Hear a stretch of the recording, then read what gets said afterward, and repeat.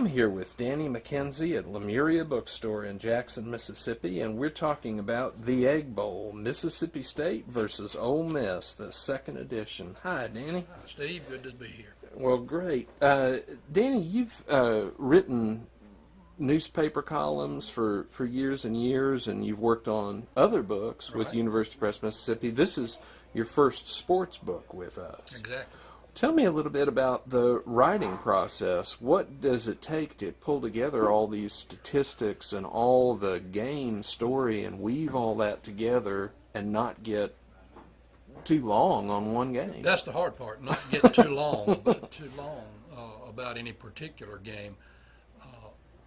As I did this and I started doing my research, I became more and more impressed with what William Barner did, because I had, unlimited resources available to me just with the click of a computer button. And I can't imagine what he went through to do 103 at games, I think. Right.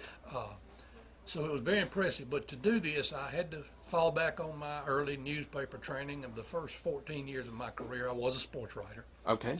So I was able to fall back on that. And luckily, I saw the games on TV, and I attended a couple of them too. So I guess I either saw them or attended them. Right. But I went, and we've got some awfully good reporters in Mississippi now, sports writers. Yes. They did an excellent job reporting, and I was able to go back and look through some of their work, especially the Northeast Mississippi Daily Journal and the Clarion Ledger, and I used the Sun Herald. Right. Called on it a lot. And so I was able to put that together, but Good. for the most part, the hardest part was, it's like writing a book. What do you leave out? What do you That's leave the out? hard part. You have to condense everything, but it worked. Yeah, and we really do have sports writers in Mississippi that really are do. fantastic. I mean, Rick Cleveland, it's just hard to beat. He is. All the guys. Yeah. Now, do you have a favorite Egg Bowl? You've been to how many Egg Bowls, you I said? believe I counted 22. 22. I mean, I know there are folks who've been to more than that, Uh-huh. Rick Cleveland being one, probably. But I've been to 22 starting back. I just looked it up back when I was 10 years old. I think was my first one when Eagle Day played for Ole Miss at Ole Miss. And my mother took me. My father was a former college linebacker at Murray Okay. State, but my mother took me to the ball game, and I remember asking. Of course, I was enthralled with the name Eagle Day, Oh, as were yeah. a lot of people. Plus, he was a heck of a football player That's too. right. But I remember distinctly asking my mother if only tackles could tackle. That stayed with me all my. And she explained to me, no, they can't. She explained a lot to me, especially as I grew older. Okay. Some of it had to do with football, some of it didn't. Imagine that. But favorite games, that's one, or favorite memories. So a lot of favorite games. Okay. I mean, a lot of good games.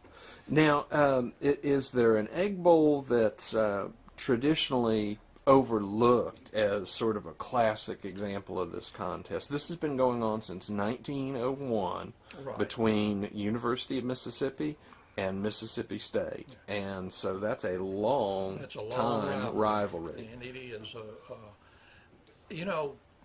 of the games, I'll tell you quickly, and I would have to look. I believe it would be the 1983 game, the wind, 82 or 83. That would be the wind-blown field goal that Ole Miss, the immaculate deflection. The immaculate deflection. But I was sitting in the press box at the University of Kentucky. I was a sports editor up there then, and I was covering the Kentucky-Tennessee game. And that ball game, the Ole Miss game, was over shortly after the Kentucky-Tennessee game, and I was writing, and I heard the people at the other end of the press box yelling and screaming about that field goal. But the one that sticks out in my mind is back in 1969, I'm sorry, with Archie Manning. It was at Mississippi State, at Starkville, and Ole Miss won it 48-22, but Mississippi State had a phenomenal quarterback too, in Tommy Farr. And it was really a lot of fun watching those two quarterbacks that day. because Manning was the All-American, and Ole Miss went on to the Sugar Bowl, and Mississippi State didn't have a particularly good year. Well, they were 3-7. But Tommy Farr was a wonderful quarterback, and there was a lot of passing, throwing the ball around the field, and it was just a fun time. I bet that was And exciting. I think the final score, like I said, was 48-22. So it was a good game for fans to watch. That's a lot of scoring.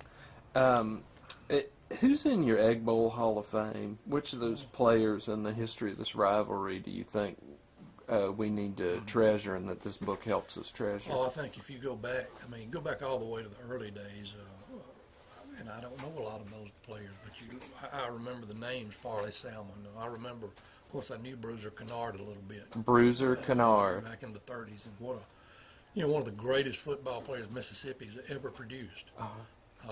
Legendary. But then as you go on, you got people like Walter Packer at Mississippi State, Dennis Johnson. You leave out Billy Stacy. Of course, I grew up in Holly Springs, not far from Ole Miss, so I went to a lot of Ole Miss games, and see people like Eagle Day that I mentioned, Paige Cothran, and Charlie Flowers, Archie Manning, all these guys. I don't know if I could. I guess if I went back, I could probably pick out 11 at each. 11 players on offense and 11 on defense. Yeah. But I do remember, just Bobby Crispino was one of my favorite players. Yeah. Now, I don't know. Crispino. I remember went on and that played name. for the Cleveland Browns. Of course, I got to see Robert Kayat play. Yeah. And then got to know him as Chancellor of Ole Miss, so that was a lot of fun.